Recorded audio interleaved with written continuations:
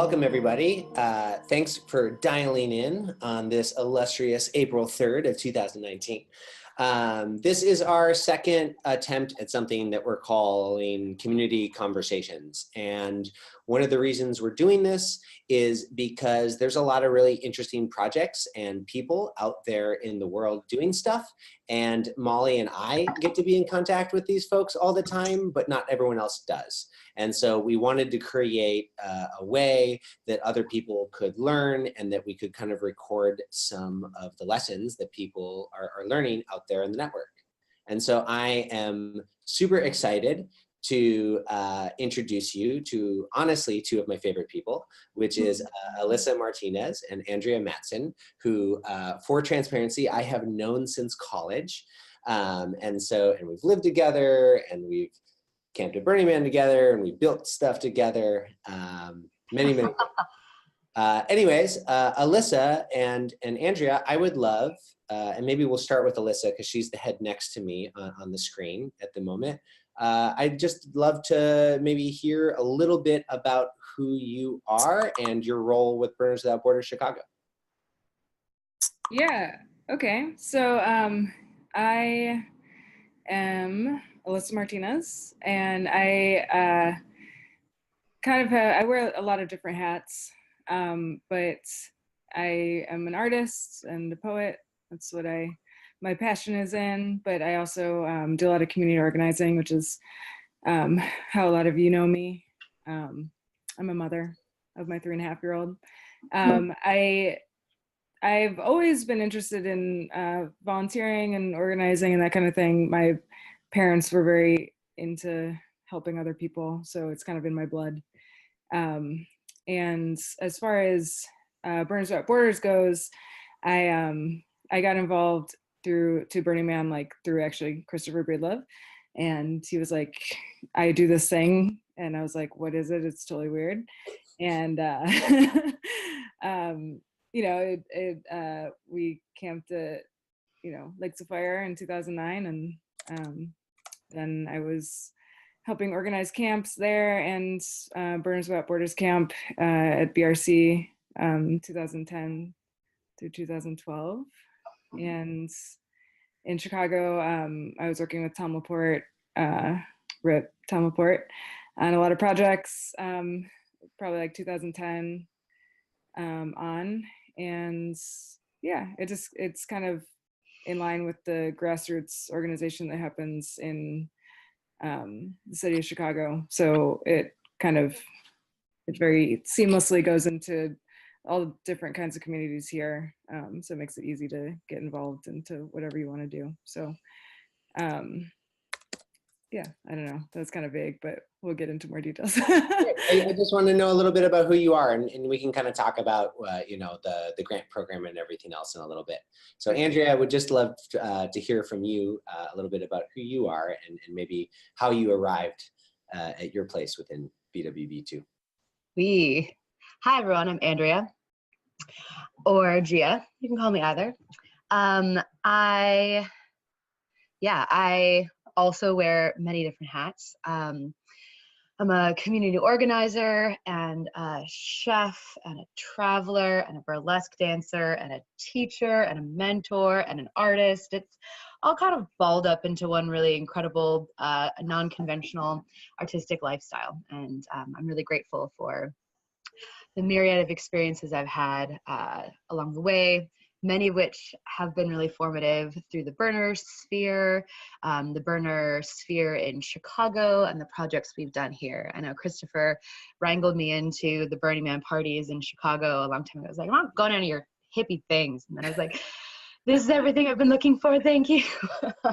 And so it's been really incredible to allow that to inspire me, as well as to use my skills and tools to kind of like build in that. And so in the About Me sphere, that is very much what turns me on and my passions are. And so that's kind of how I flow through the projects as we go. So I've been doing the BWB Winter Ball, which raises money for the BWB Grant Salon, which gives away the money in a democratic process to some really incredible organizations here in Chicago. I was pretty alive in the urban gardening, urban farming, and co-op community, running it out of our community house that I still live in, which you can see here.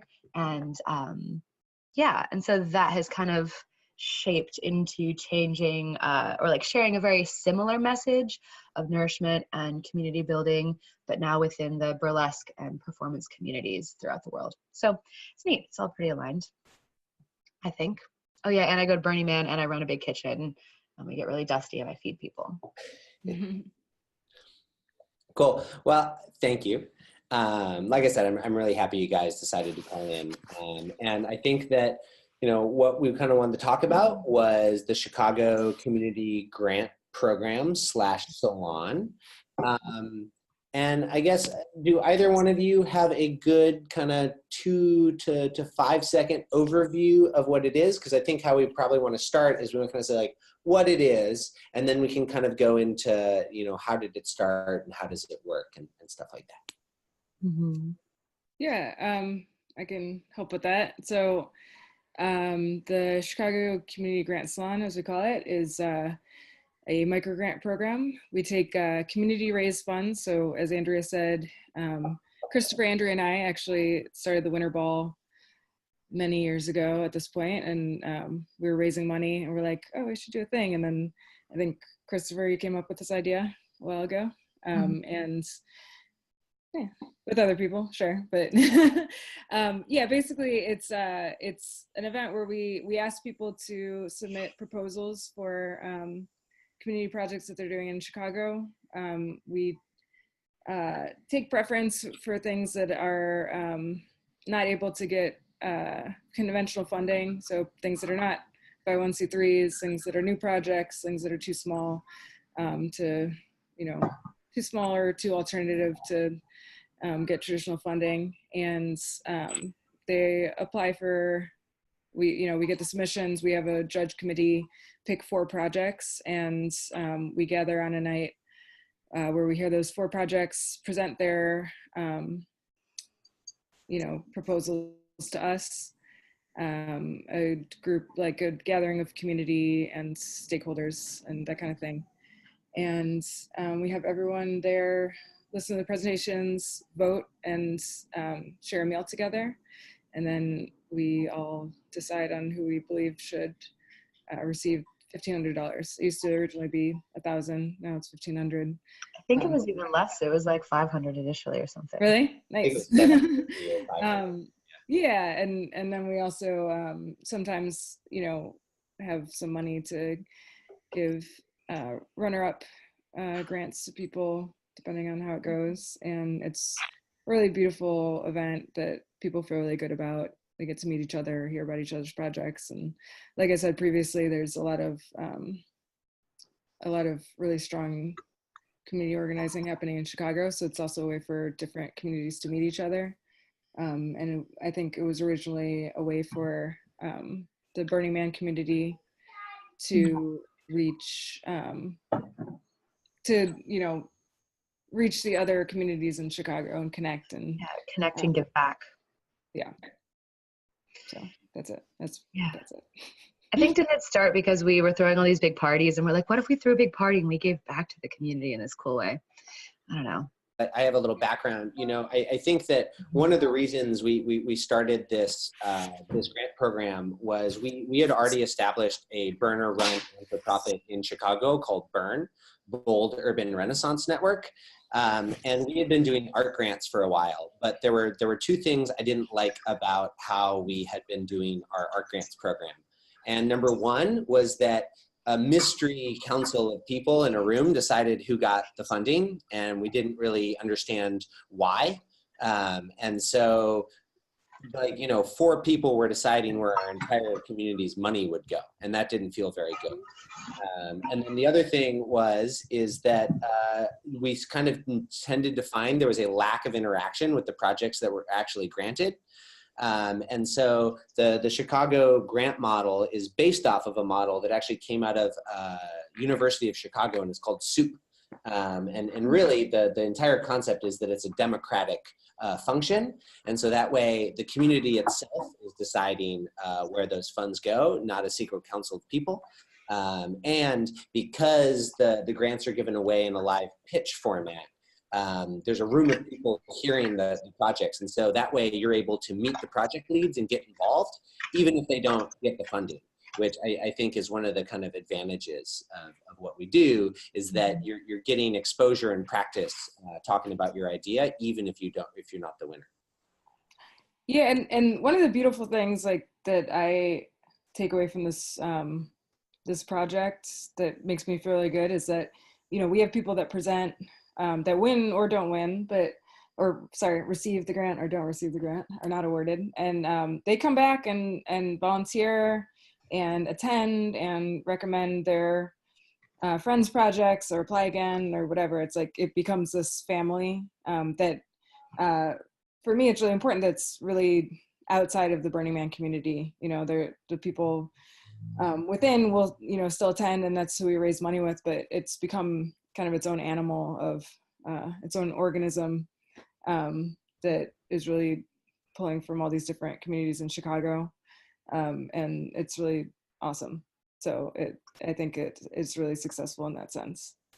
Yeah, there's a lot of cross-pollination, which is really interesting. And, you know, as you meet each other and hear each other's ideas and, you know, share the funds with each other and also share a meal, there becomes a larger understanding of what all the groups are, brings human faces to it, and then it forges this sense of community, understanding, and respect between the groups, which I think is really crucial in today's world. So it's an inspiring night, to be sure. Inspiring process. Yeah, actually, that just reminded me of a story that, if you don't mind, that I tell about something that happened. We had this group, one of the groups that's really involved since they received a grant, South Merrill Community Garden. It's a Southside garden project, and they do cooking classes. And the project that they pitched, that they received grant for, was basically like a pizza oven, I believe. And, you know, like they were like building out a little space in their community garden to do classes, cooking classes. And there was another project that presented that same cycle, that was, they were trying to build just like an outdoor like plant growing space. And they didn't win, but they actually collaborated with helping build out the South Merrill Community Garden. So the two of the presenters collaborated on the winners project because they met each other that night. And that was really inspiring to hear that they connected over that. And we're like, oh, hey, you know how to build stuff? We got this money tonight to build something. And, you know, we'd like your, you know, expertise, because you seem like you know how to do this. And again, that's very reflective of the Chicago community, where people are just very collaborative. There's no, I mean, you know, at least not in this scene, there's not a lot of competition. It's like, how can we help each other? How can we support each other? What ideas can we share with each other? And I think this program is an extension of that, which is really cool to see. Mm-hmm. I want to go back and ask Andrea a question, because you mentioned the meal. And that's a big part of what of your big gift to this program. And I'd love to say, you know, can I explain why the meal, maybe like where the meal fits into the flow of the event, and like, again, why is it so important to this concept? Because I don't think this Grant Salon would be nearly the same without it. Mm-hmm. I agree. And I probably wouldn't be continually involved in it if I wasn't cooking every single time. Thank you. Just kidding. So yeah, food to me is really important. I've had a really transformative journey with food throughout my life. And back in 2009, 2008, when I really fell into the burner community, Alyssa also pinged me on this urban agriculture free degree, and she was like, you should sign up, it starts tomorrow. I was like, okay, cool. I forgot about that. I'll go back down there. And so through this journey with food and through getting through really diving deep into it, it's shown me how like by connecting people with their food source. For the Grant Salon, we use things that come from farmers, sometimes from the gardens that win awards, oh my gosh, receive the grants.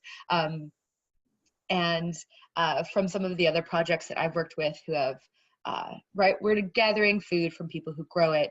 We are preparing it with our own hands. And then the gift is to give it to everyone who's in the room. And then we share the meal together, all together. Everyone presents their thing. Hold on. Let me collect my thoughts one more time. So the flow of how it all goes, right? So we have a group of us who meet all together at the venue before anyone else arrives. And so we start cooking about 3 hours before the event. I start acquiring things like 2 or 3 days before from all the people I know who grow food around the city. And then we prepare the meal. So when all the participants walk in, it smells like a delicious food situation, which is inherently inviting. It's inherently nourishing, and you inherently feel held and able to connect with people on this very intimate and familial level, because you know that you're going to be sharing food later. And so everyone presents. We get to witness all of the presenters give their little 10-minute spiel and be inspired, and then everyone votes and lines up to eat. So we all go through, everyone eats, everyone takes their plate, gets to sit down with the people that they came with or someone else. The way that it's situated is that you kind of have to bump into other people and have these conversations and see the people who just presented. So it becomes this way that you have to mix. You're not just sitting at your table, getting a little ballot and voting. You have to kind of like mix it up and talk about it. So then everyone eats, feels nourished together, helps to clean up together. And in that is inherently this building of community. If you share food together, you meet each other on the same plane, you see the humanity between each other, and I think have a different respect for each other once you sit down and eat and talk about the food. So food is inherently this connective tissue that can help to build community from the ground up. And so I feel like it's really important in this event, and it's also really important too in the Burning Man camp and the other food projects I run, to help food be this nourishing tissue to help people expand their creative ideas and cultivate their dreams and desires. Philosophy. Mm-hmm. Yeah, and just to speak on that, Andrea and I actually, before we went to the Big Burn, ran for some years a kitchen camp at Lakes of Fire, our regional burn. For 7 years we did that, right? Total 6, right? It was a while. Long time.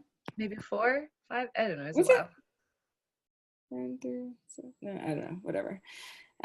Many years, and it was, yeah. It's that same feeling of like getting people together. Everyone who camped there had to cook on a meal. You had to volunteer to cook, and we all had to. All 80 of our campers had to meet, a few times a day to eat together and clean dishes. And it's just a really, the kitchen is the gathering point of people. So it works the same way at the event, for sure.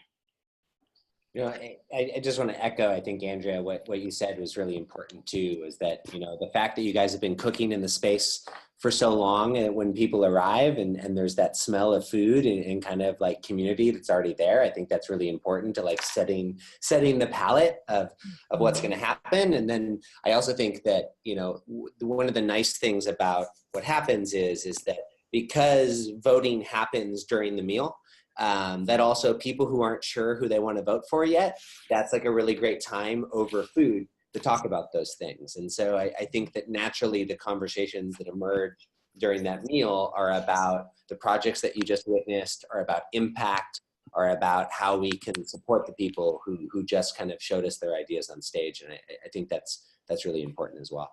Mm-hmm. Yeah. Yeah, absolutely. I guess the next question is, so I know I can answer this, but I want you to answer this, is when did this start? Do you remember what year this started? How often does it happen? Do you remember? Was it 2010? Yeah. Right. Was it 2011? Because the first one was at Eco, and it was a big, crazy situation, and I had to like go get food from our co-op stores in order to feed everybody. I think it was 2011. And then how often do you guys do this? We Good. twice a year, or sometimes once a year, depending on the brain power that Alyssa and I have and our schedule allows. So, I mean, you know, that means you guys have been able to produce about 12 to 14 of these over the years, which is Yes. awesome. What is something you guys have learned about trying to have a continual project like this that happens on a regular basis? And I do think it might be important to saying that sometimes it's okay to take a round off if you're feeling tired. Mm-hmm. Alyssa, do you want me to answer this one? You can go for it, or I can. Do you want to finish each other's sentences about this? Yes. Okay. So I guess my original involvement in this program was volunteer coordinating in the beginning. Like I wasn't doing a big organizational aspect in the beginning, and I started running the program after we had change of people, and Christopher moved to California, and I think that as far as like keeping it going, it's just about, at least the way I've seen it, is just being able to reach out to folks that are showing up. And like one of the people who's volunteer coordinated for the last couple times, this guy named Sam, who was he like showed up to volunteer at the Winter Ball or Community Grant Salon a few years ago, and I was like, oh, he's like always, I feel like he gets it, and he's always been really enthusiastic. So I just sent him an email the last time we did. I'm like, hey, do you want to like coordinate volunteers, which I just had always done since the beginning of this program. And I was like, maybe I should pass that along. And he's like, sure, that sounds great. And I was like, oh, cool. I just had to ask you. And I just asked him again, and he's going to do it this time. So that's, something that I feel like has been important to, at least like the way that I function, is just being able to ask people, because they can always say no. And another thing that comes to mind with that is something that I've been trying to do is just like keep really good, records of everything, and just trying to like make templates of everything that I do, all the emails that I send, because when you're doing something like, like the volunteer coordinating, I did that since, 2011, since it started. And so I have like all the docs and all the types of emails that I send, and it made it really easy to ask someone, because I knew this is how much time it will take. These are the things that you have to do. These are the tasks. This is the, like I can actually pass along the wording. So like you'll have a back and forth, but you can make it easy for people. Like you don't have to reinvent the wheel every time there's a transition of, thank you. Every time there's a transition of leadership or roles or anything, or like people go into different roles, even if they don't exactly know what's going on, like you can just pass along all this information and be like, here it is, do with it what you want, but like you have everything you need to make it happen. And that, I feel like, helps make it easier. Mm-hmm. So Andrea, you have anything to add? It's it's, with any long-term project, it takes a lot of energy to maintain, as Alyssa is really feeling right now, and having a 3-year-old to raise. So, it, as power ladies as we are, it's sometimes hard to reach out for help as well, and to ask for help. But when we do, it's really incredible to see people want to do it. I know what we're running into a lot with this right now is trying to find humans to help sustain this project, that are aligned with our mission and want to continue to do it to maintain the integrity of what we built in the first place. And I think with any project in succession of something, in even inviting in new volunteer coordinators or having people take on larger responsibilities, is holding them in some sort of integrity, and how do you express that to them as they're a volunteer and also taking this on, so that way we don't have to end up doing more work in order to be helped, you know, that age-old volunteer situation. And also then we're not doing everything ourselves, but then there's also this like larger mission that's still supported and people still feel held and the project is still successful. So it's a really interesting balancing act over the years that I know I've seen as a leader and in this project, as people have flown in and out of different venues, you know, and I don't think this is anything very unusual for a large project as it grows over years and years to morph and change, and also, you know, maintain the integrity of what it is at its core. So, yeah.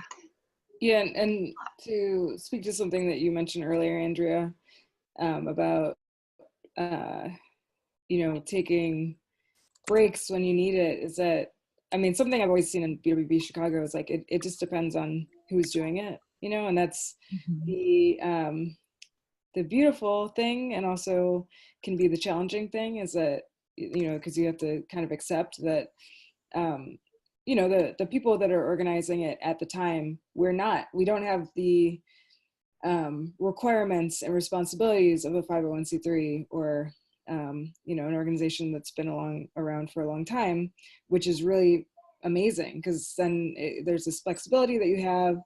And, you know, now that I work in the nonprofit world now in like my regular jobs, and they're also very alternative situations too, but just seeing like the, you know, the things that you have to maintain to keep things going, unless it's your particular passion project that you want to keep going, or you're getting paid money to do it. It's like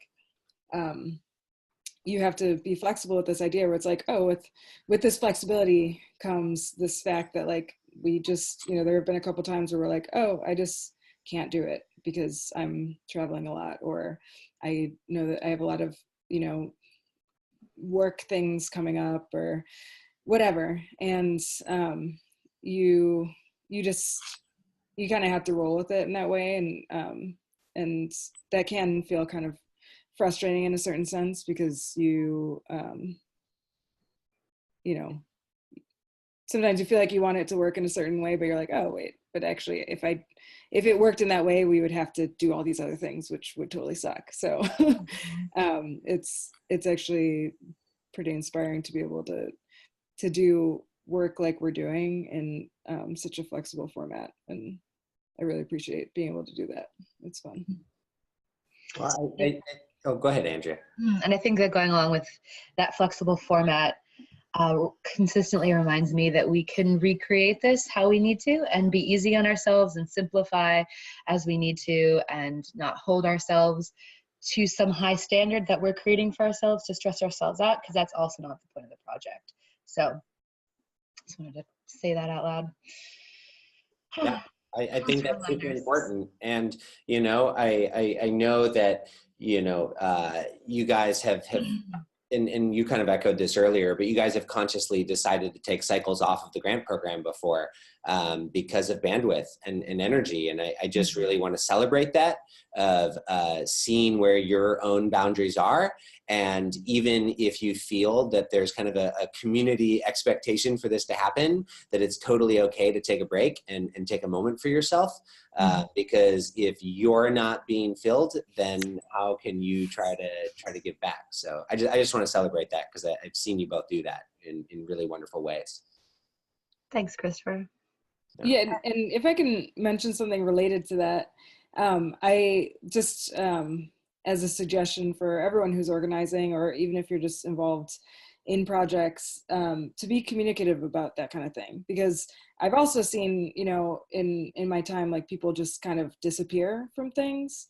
And that is, you know, I mean, even if it was for a legitimate reason, which, you know, we're all just volunteers here, you know, we're all just doing this because we love it and we want to, you know, help the world and help our communities and everything. But it's really important to the people you're working with to express that when you feel like, oh, I've taken on too much, or I can't do this right now, or I have, you know, for whatever reason, just to tell the people you're working with, even if it's a small role, you know, because it is felt when you're organizing something and someone that you've asked to do a role just like disappears and you don't know why, and you're like, oh, okay, I guess you're not doing this anymore, but I don't know why.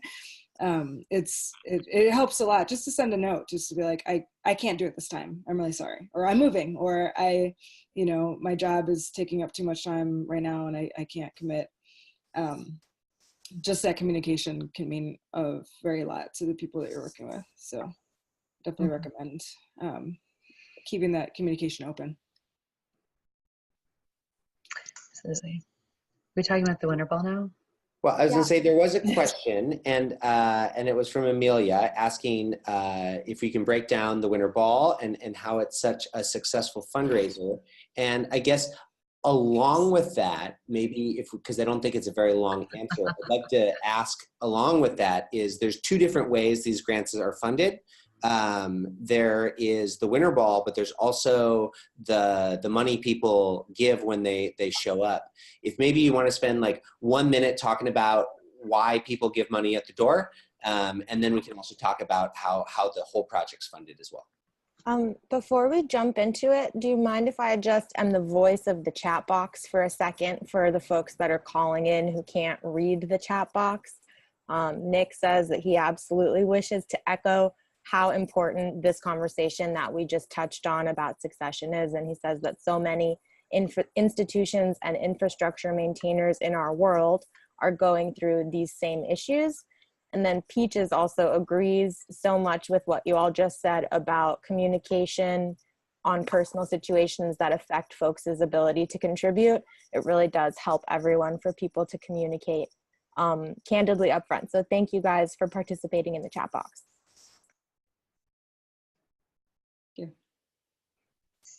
Thanks, Molly. Also, I just want to say how pretty the light is on Molly right now. That's all. I know, look at your sunshine. It's really nice. The little things in my... It's been dark for hours here in Chicago. No, just kidding. Like, an hour. Anyway. Yeah, I think so. The winter ball is a very successful fundraiser because we throw a really killer party. We can throw a really good party. We've had a lot of practice at throwing parties. And so in that, people know we throw a good party. We have a lot of friends who are really good at what they do, can donate their time, and also want to have a really good party for a good cause. It's developed a reputation over the past few years of being an incredible community event, and people really look forward to it. However, they really look forward to it, but nobody wants to step up and organize it, which is a thing. And which is why, speaking of stepping back from projects, we've kind of stepped back from also running the winter ball because it's been wildly successful and we have a good amount in our coffers in order to run the community grant salon. However, not enough time to throw another winter ball. And so this evens out very well. So yeah.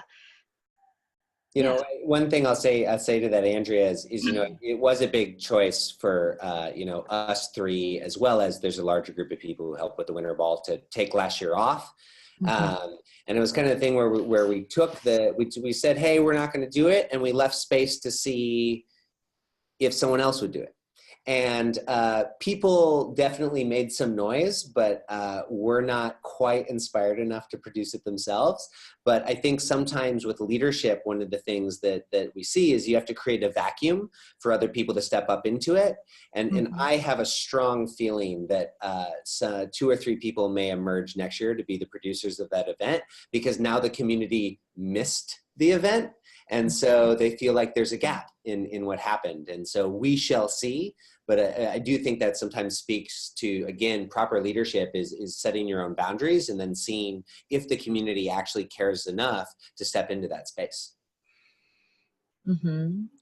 Absolutely. Yeah, and also just to speak on the success of the party, and also something that I, see in working in like the nonprofit world now, that we have a very flourishing and vibrant underground scene in Chicago, and that's how we've had to have such. That's the main reason why our event has been so successful, is because we've been able to do it underground, and so we don't have the costs of doing an above ground event. So that's something that's we have done well, I think, and also are mindful of in like, oh, we raised all this money and we're trying to give back with it. We're not trying to, hoard it. And also that's something that, when we started that event that we saw happening in the community, where it's like, oh, we're paying for these underground events that say they're giving back, but there's no transparency of how that happens. And, we are very explicit about how much money we raise from events. We're very transparent about like what costs went to what, as far as fees and supplies and all that stuff. And then, how much money we raise, and then also how much money we try to give back. And that was something that was reflective about something that we saw in the community, that we're like, oh, we would do that differently. And then we did it differently. So, yeah. Mm-hmm. And then I did want to ask, so yeah, the winter ball, which I would say on average raised what, between $6,000 to $9,000 a year? I would say so. Yeah. Could be a little bit more, could be a little bit less when we first started, but that was definitely enough for us to give away 2 grant cycles and then pay for the operational costs like food and printing and all of that. But there's also the part where we charge a small door fee at the beginning of the grant salon. And I'd love to ask, is there a philosophical reason why we're asking people to pitch in when they come into the room? And then also maybe what we learned about offering people a range of what they could donate versus telling them how much they should.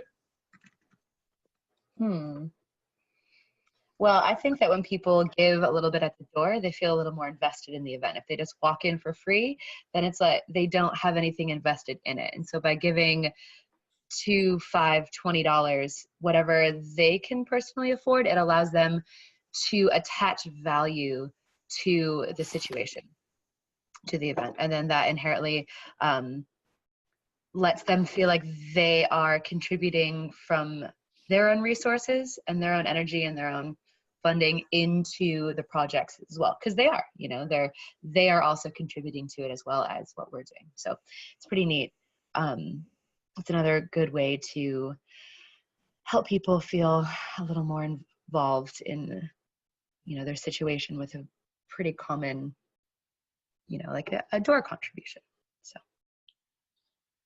Yeah, and to add upon that, I do think there's another aspect, which is, some of the people that come to the event did not go to the winter ball, so they feel like they're contributing. If people have gone to the winter ball, this is a really fun way for them to feel like, we advertise this event in that way, which is like, oh, you came, you partied, it was fun, but like now you get to choose what happens to that money you raised.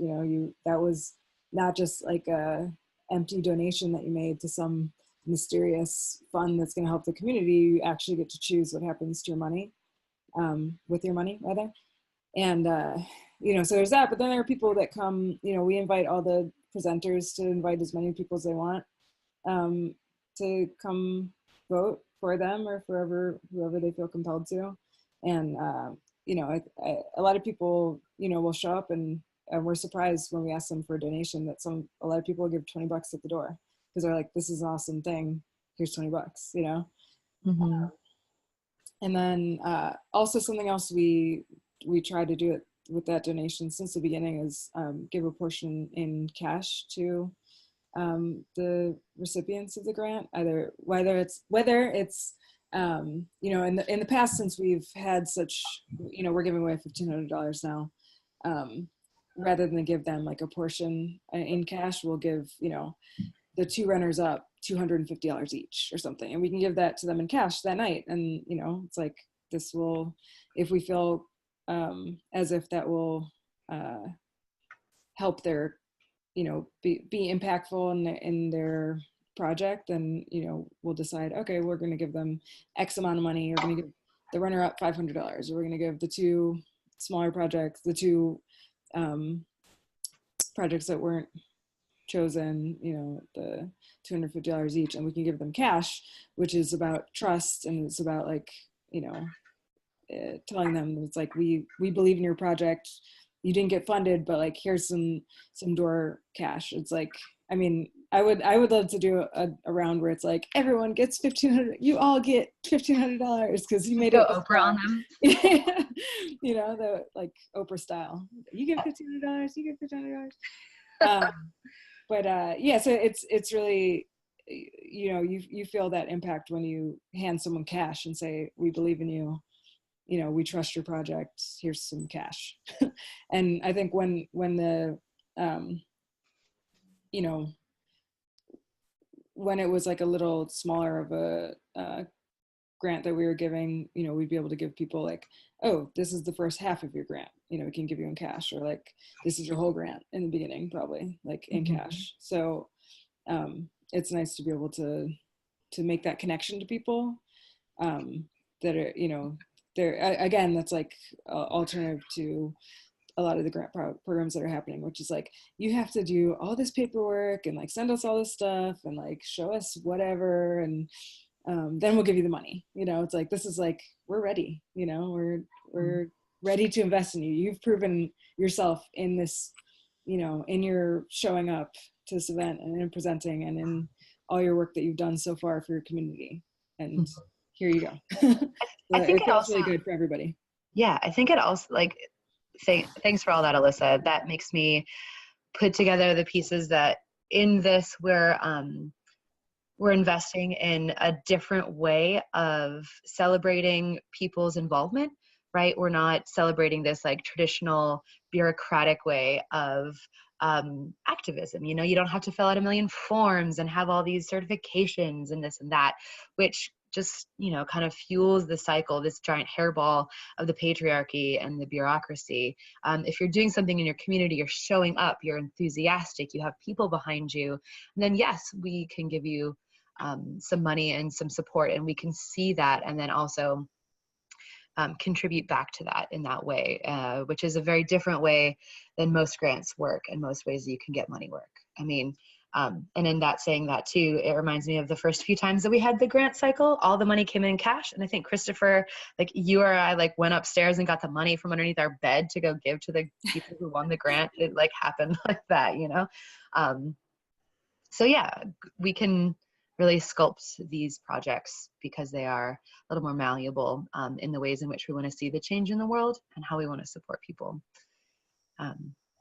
Yeah, and just to add on that, like, it's really, I think, you know, we all have the privilege of working in this community where we know that that's possible, you know, that we have this amazing, generous community that you're like, I have this idea, or like, I want to do this thing, or I'm doing this thing.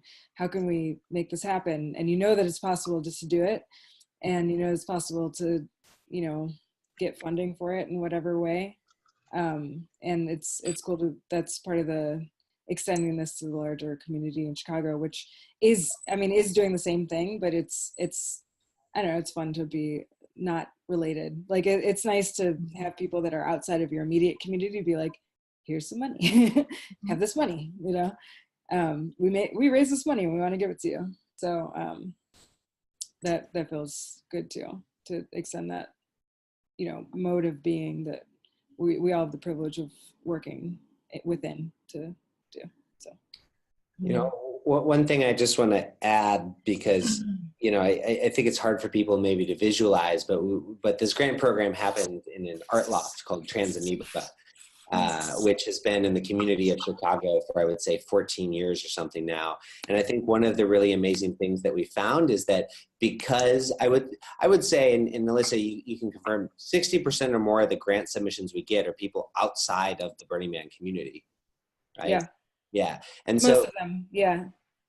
Yeah, so definitely more than 50%. And so what ends up happening is the groups that we invite in end up coming into this crazy art loft. And a lot of times, a lot of these projects have kids involved. And you see the kids' eyes just light up as they see like aerial silks and art everywhere and all of this. And I think that's kind of one of the really amazing things too that I've noticed in the grant program, is we're inviting the larger Chicago social impact world into this kind of like Burning Man art bubble. And I think that exposes a lot of people to other ways of being that they might not have known were possible. Yeah, and personally speaking, on that point too, it's it helps me like reconcile this divide that I often have within like the Burning Man world and the world I function within in Chicago, at least now, that you're able to invite people to see that it's like, oh, Burning Man isn't a bunch of like naked, beautiful white women in the desert. It's like, let's be real. It's we're doing this stuff here in Chicago, and like there are a bunch of people that identify as burners, and like this is what we're doing. And I mean, I think everyone here would agree, if you've been to Burning Man, that it's like you have to like go and meet people to really understand what's going on. But if most people never have that opportunity, they still view it as this thing that's like that thing that you viewed it as before you understood what it was. So it's actually really nice to invite people in to see the space that we're talking about, that is just like an artist loft and also related to Burning Man, because the people go to Burning Man who were there, and it's just, it's nice to be able to like bring those people together and be like, oh, it's not like this mysterious otherly thing, it's just people that are like you, and it doesn't have to be like a big,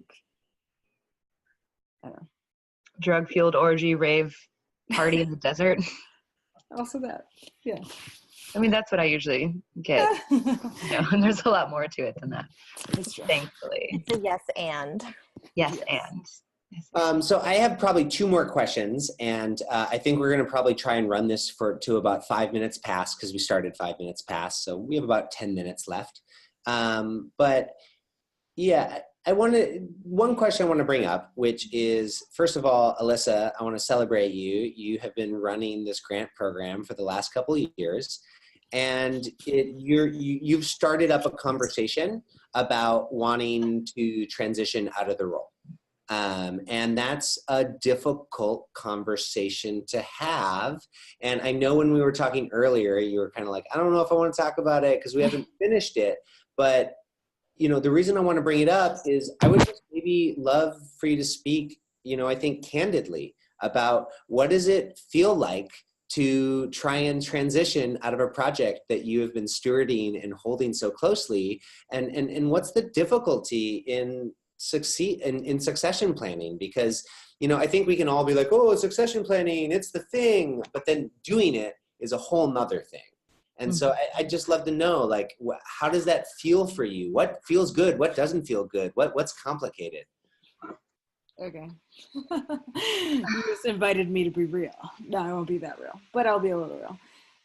It's been actually kind of frustrating, because I, to be real with everyone here, my main reason for moving away from this project as the way it is that I haven't been to Burning Man in a long time now, like since 2012, and I'm having a difficult time reconciling my own identity in what I do as a person of color in Chicago with this event that happens. And I obviously know many amazing people, and like the Burns Without Borders projects that I encounter are really inspiring to me, and that's always how I've seen, you know, community and social work being done, is what all of you guys are doing. So personally, fuck yeah, thank you to all of you. And I continue, like, want to continue supporting that kind of work that's being done. But as far as identifying myself and the community work that I'm doing directly with Burning Man is not what I want to do.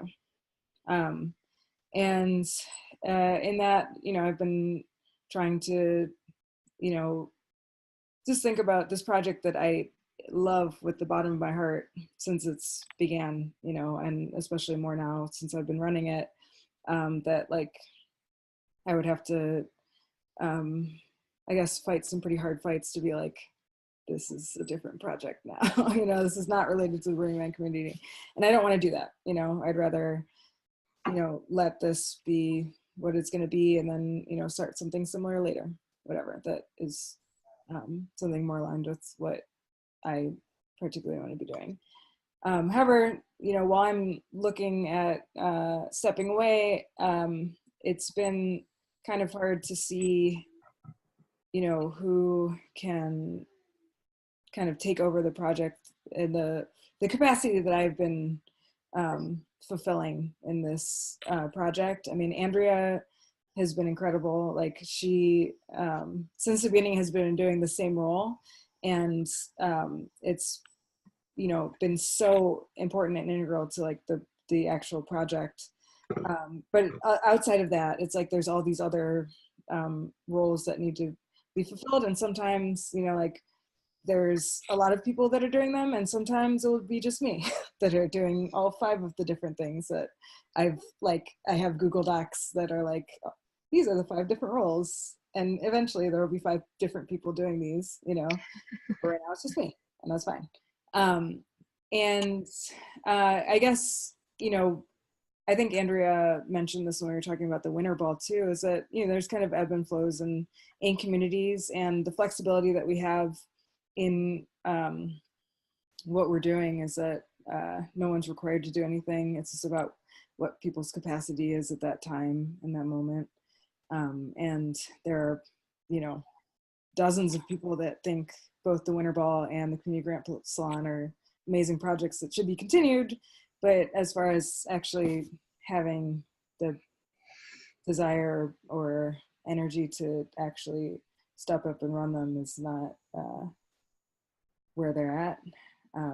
So it's been a little, I don't know, sad and scary to try and step away, because I'm like, you know, I don't know if this will continue necessarily, because I don't think that at this time, there's no one that I can think of in my head that would be able to step into the role what I've been doing to keep it running.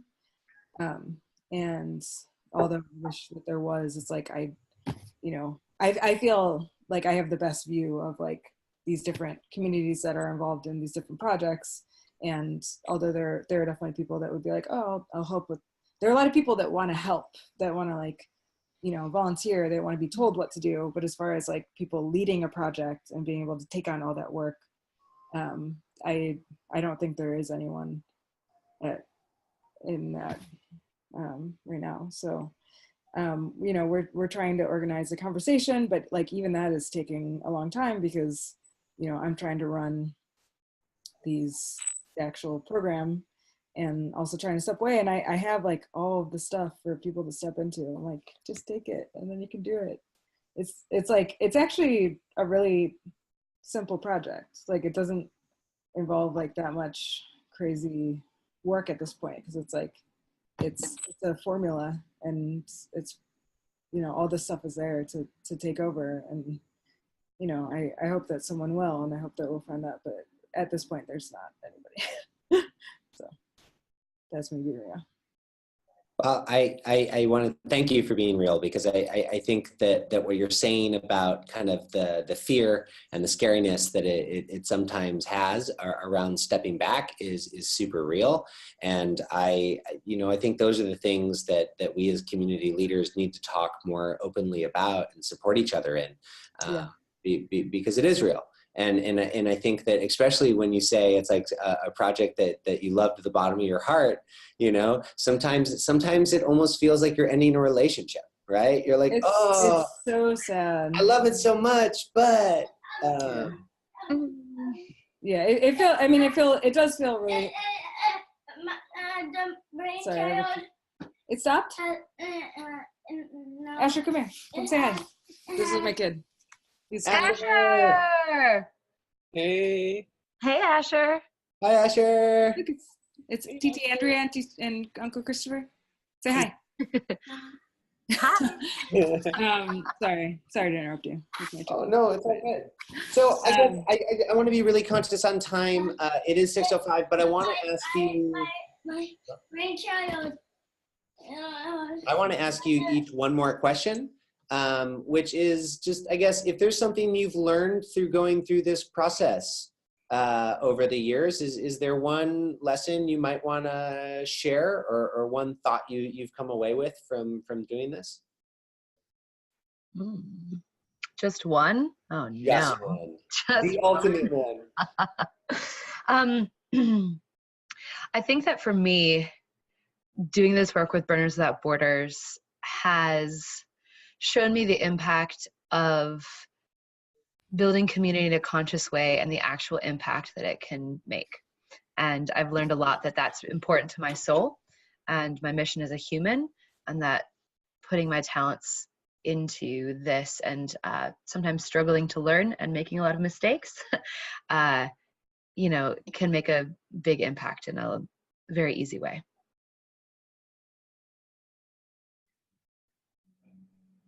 Liz? Sure.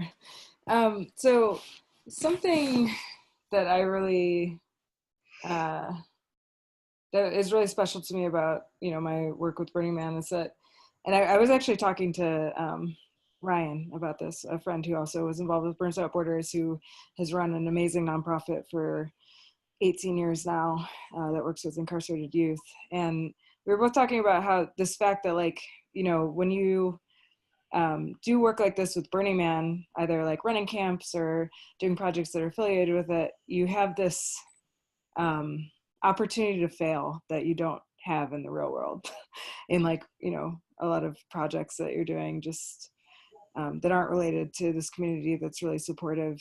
So you get to step into roles that you would never be able to, that you never be afforded to in regular circumstances. And you're like, oh, I'm like managing this thing or organizing this event, whatever. And that gives you this experience that, and this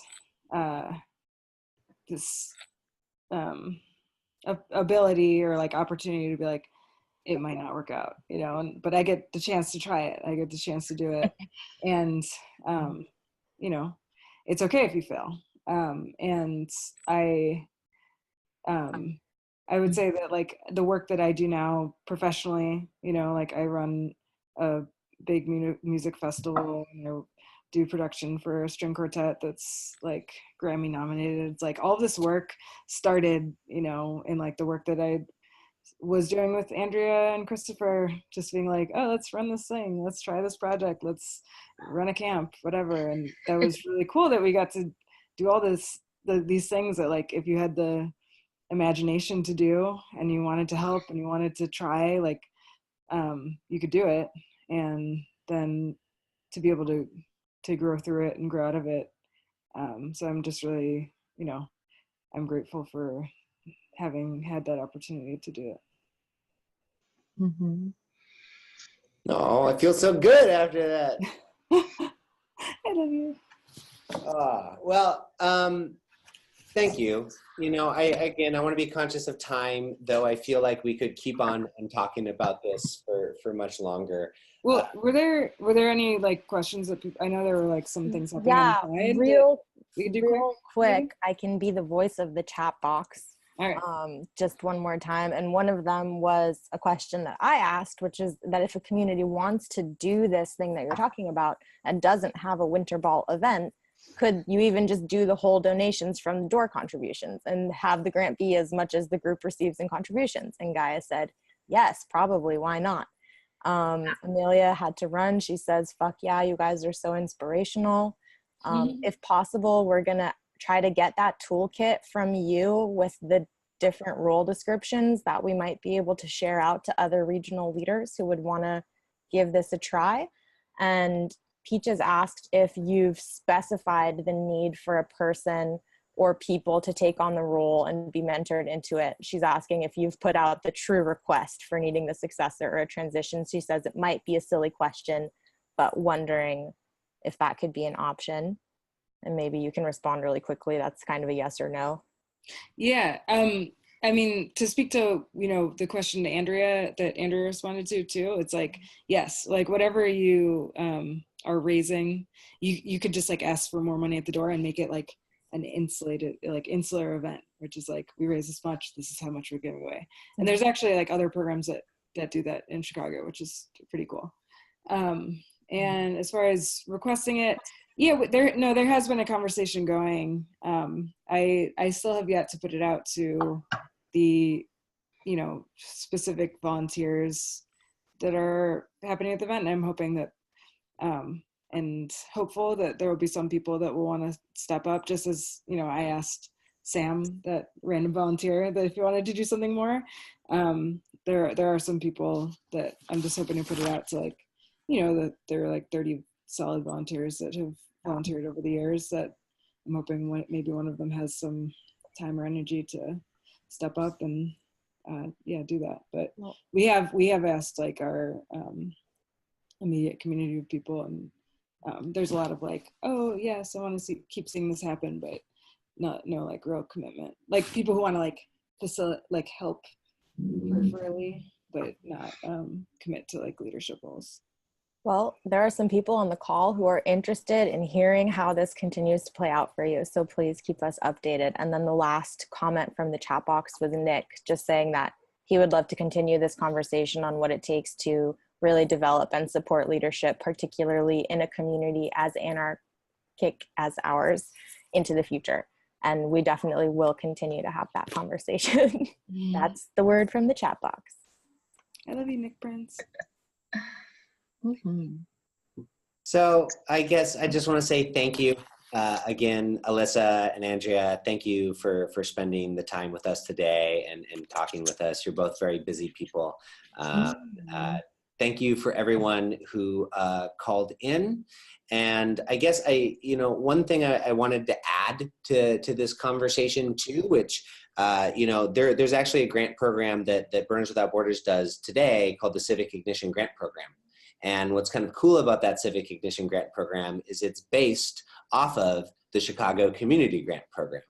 And it's hard in other communities to get a dinner together and get a space and all of that. And so it's been modified. But one of the things that I think is pretty inspiring about what happened in Chicago is Chicago started this grant program, and then Burning Man picked it up for the GLC. And now last year they did it at 7 different regional gatherings around the world, which included Australia and France as the exotic locales, but then other places like Boulder and Baltimore. And so I think it's also really awesome that, that example right there proves to me something that I see in Burners Without Borders a lot, which is you guys with this grant program are creating a really hyper local impact. You're like really changing things in Chicago right there. And it's inspiring people globally to be doing the same thing. And so the impact you're making is both hyper local and global. And that's really amazing. So. Yeah. Can I add one last thing? Yeah. So, even though I'm stepping away from like, my role in what exactly this is right now, like I'm very committed to, all of the shit that Burners Without Borders is doing, all these amazing different projects that are happening, you know, like I've done work with Oscar, which has been totally awesome. I love what you're doing in Puerto Rico. It's amazing. Like I'm still like here. I'm gonna be involved. I'm like connected in Chicago, and I'm gonna keep doing the community organizing that I do, you know, that I naturally do. So like if you need anything, you know, if you need money, if you need shit, you know, like stuff to be collected, if you need connections, like I'm around, hit me up. You can send me an email, you can find me on Facebook. Like I'm not going away for any of that. You know, I'm always down. You know, that's the way I love to overextend myself. So keep it coming. And that seems easy compared to like running a, you know, your own project. It's like, I can always help people do their projects. So please let me know what you're doing. If you need help, if you need even just like consultation, like someone to talk to through ideas or whatever, or want to hear what we've been doing. And, you know, we're happy to hear about it and to help. That's why we're all here together, right? Mm-hmm. Awesome. Thank you. All right. I think we are going to call this call to a close. Again, thank you to everybody. You know, and I know we didn't do this in the beginning, but my name is Christopher Breedlove. I'm part of the Burners Without Borders team, and I'm Molly Rose. I'm also part of the Burners Without Borders team, and we're going to take this recording and chop it into something a little bit nicer and send it out for you all. Thank you guys so much. There was such deep learning about how to just dive in with your local community and build relationships and dents in your local network. And so we're really excited to share this as a resource with everybody in the network. Thank you guys so much. Thank you. Thank you so much for tuning in, y'all, listening and inspiring us in turn.